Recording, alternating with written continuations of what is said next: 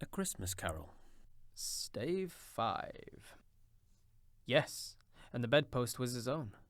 The bed was his own, the room was his own. Best and happiest of all, the time before him was his own, to make amends in. "I will live in the past, the present, and the future," Scrooge repeated, as he scrambled out of bed. "The spirits of all three shall strive within me. Oh, Jacob Marley, heaven and the Christmas time be praised for this. I say it on my knees, oh Jacob, on my knees." He was so fluttered and so glowing with his good intentions that his broken voice would scarcely answer to his call. He had been sobbing violently in his conflict with the spirit, and his face was wet with tears. "They are not torn down," cried Scrooge, folding one of his bed curtains in his arms. "They are not torn down, rings and all. They are here. I am here. The shadows of the things that would have been may be dispelled. They will be. I know they will." His hands were busy with his garments all this time, turning them inside out, putting them on upside down, tearing them, mislaying them, making them parties to every kind of extravagance. "I don't know what to do," cried Scrooge, laughing and crying in the same breath, and making a perfect Laocoon of himself with his stockings. "I am as light as a feather. I am as happy as an angel. I'm as merry as a schoolboy. I'm as giddy as a drunken man. A Merry Christmas to everybody. Happy New Year to all the world. Hello here. Whoop, hello." He had frisked into the sitting room and was now standing there, perfectly winded. "There's the saucepan that the gruel was in," cried Scrooge, starting off again and going round the fireplace. "There's the door by which the ghost of Jacob Marley entered. And there's the corner where the ghost of Christmas present sat. That's the window where I saw the wandering spirits. It's all right. It's all true. It all happened. Ha ha ha!" Really, for a man who had just been out of practice for so many years, it was a splendid laugh, a most illustrious laugh. The father of a long, long line of brilliant laughs. "I don't know what day of the month it is," said Scrooge. "I don't know how long I've been amongst the spirits. I don't know anything. I'm quite a baby. Never mind. I don't care. I'd rather be a baby. Hello! Whoop! Hello there!" He was checked in his transports by the churches ringing out the lustiest peals he had ever heard. Clash, clang, hammer, ding, dong, bell. Bell, ding, dong, dong, ding, hammer, clash, clash, clang. Oh, glorious, glorious! Running to the window, he opened it and put out his head. No fog, no mist. Clear, bright, jovial, stirring, cold.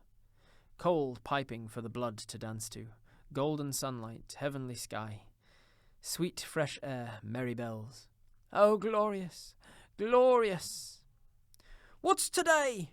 cried Scrooge, calling downward to a boy in Sunday clothes who had perhaps loitered in to look about him. "Eh?" returned the boy with all his might of wonder. "What's today, my fine fellow?" said Scrooge. "Today, sir?" replied the boy. "Why, it's Christmas Day." "It's Christmas Day," said Scrooge to himself. "I haven't missed it. The spirits have done it all in one night. They can do anything they like, of course they can. Of course they can. Hello, my fine fellow." "Hello," returned the boy. "Do you know the poulterers in the next street but one at the corner?" Scrooge inquired. "I should hope I do," replied the lad. "An intelligent boy," said Scrooge. "A remarkable boy. Do you know whether they've sold the prize turkey that was hanging up in there? Not the little prize turkey, the big one."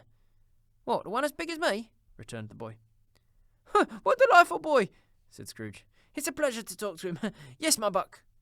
"It's hanging there now," replied the boy. "Is it? Oh," said Scrooge. "Go and buy it." "Walker!" exclaimed the boy. "No, no," said Scrooge. "I'm in earnest.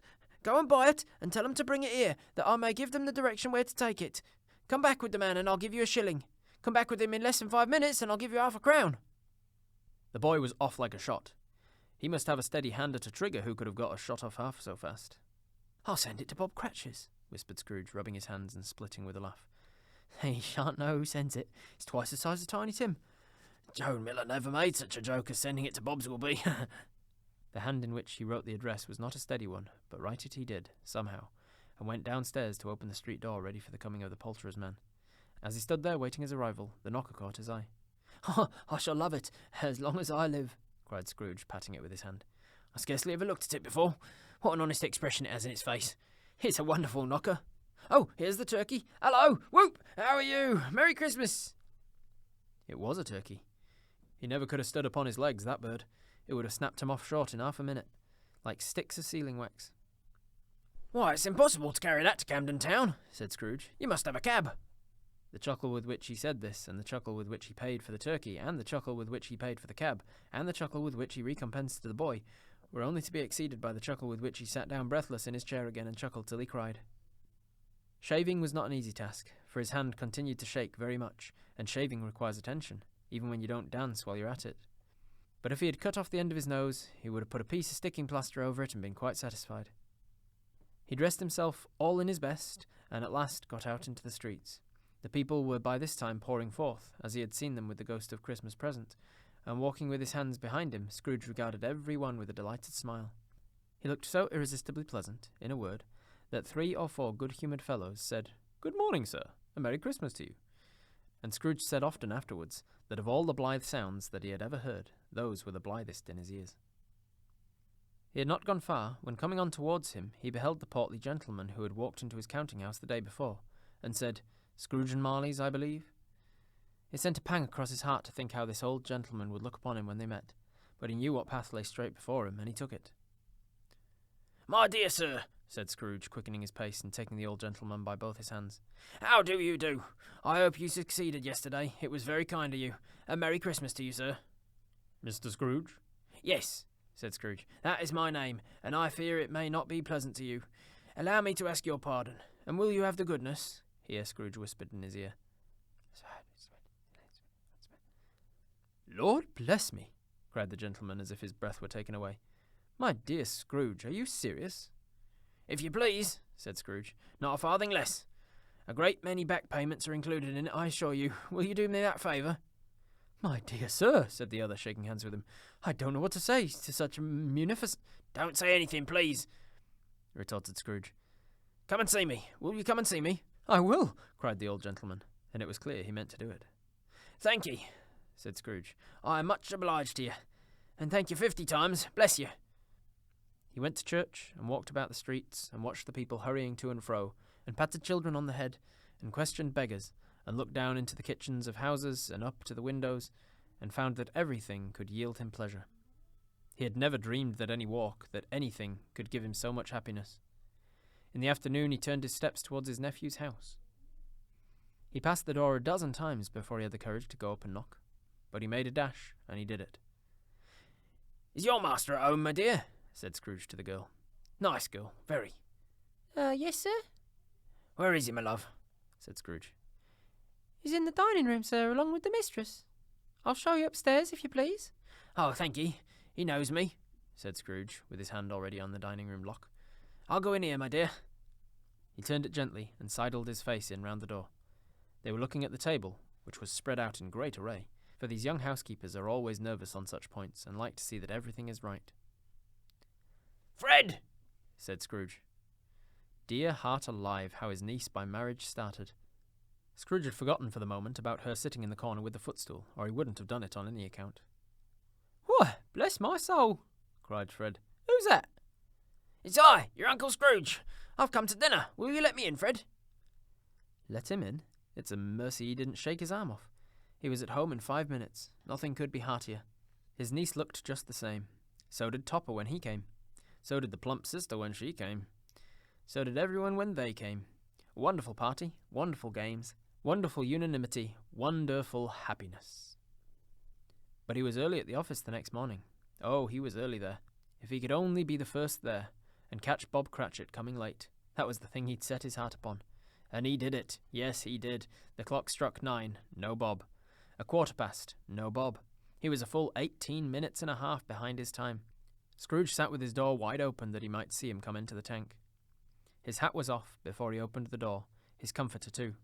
He was on his stool in a jiffy, driving away with his pen as if he were trying to overtake 9 o'clock. "Hello," growled Scrooge in his accustomed voice, as near as he could feign it. "What do you mean by coming in here at this time of day?" "Oh, I'm very sorry, sir," said Bob. "I am behind my time." "You are?" repeated Scrooge. "Yes, I think you are. Step this way, sir, if you please." "It's only once a year, sir," pleaded Bob, appearing from the tank. "It shall not be repeated. I was making rather merry yesterday, sir." "Now, I'll tell you what, my friend," said Scrooge. "I am not going to stand this sort of thing any longer, and therefore, he continued, leaping from his stool and giving Bob such a dig in the waistcoat that he staggered back into the tank again. "And therefore, I'm about to raise your salary." Bob trembled and got a little nearer to the ruler. He had a momentary idea of knocking Scrooge down with it, holding him and calling to the people in court for help and a straight waistcoat.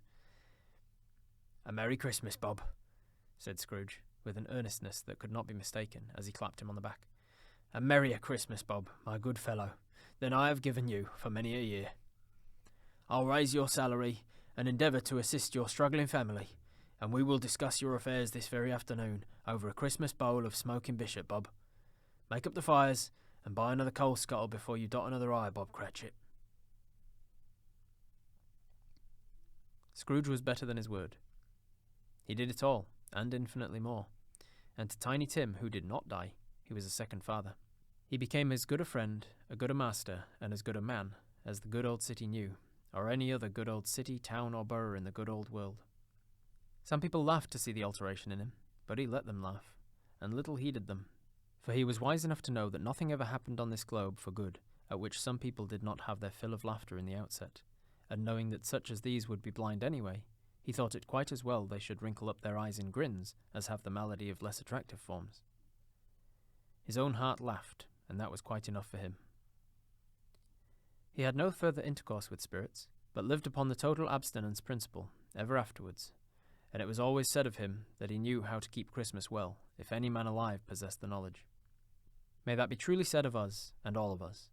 And so, as Tiny Tim observed, God bless us, every one. Merry Christmas, everybody, and thanks for listening to the story. This was A Christmas Carol by Charles Dickens, narrated by Robert Hartley, GM. Merry Christmas and a Happy New Year. Ooh, that was a good one, wasn't it? Don't forget to give it a like. Thank you.